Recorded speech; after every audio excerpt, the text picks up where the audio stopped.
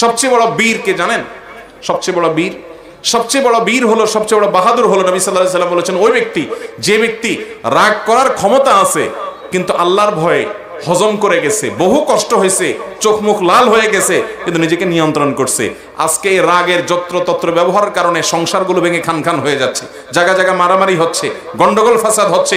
ভালো মুসলমান কখনো বদরাগ বদমেজাজ হতে পারে না। অবশ্যই আপনাকে রাগ নিয়ন্ত্রণ করা শিখতে হবে ভালো মুসলমান হতে হলে। আল্লাহ কোরআনে বলেছেন, ওয়াল কাযিমিনাল গায়জ, যারা রাগকে সংবরণ করতে পারে, এদের প্রশংসা আল্লাহ তাআলা করেছেন। অতএব রাগ নিয়ন্ত্রণ করব তো ইনশাআল্লাহ।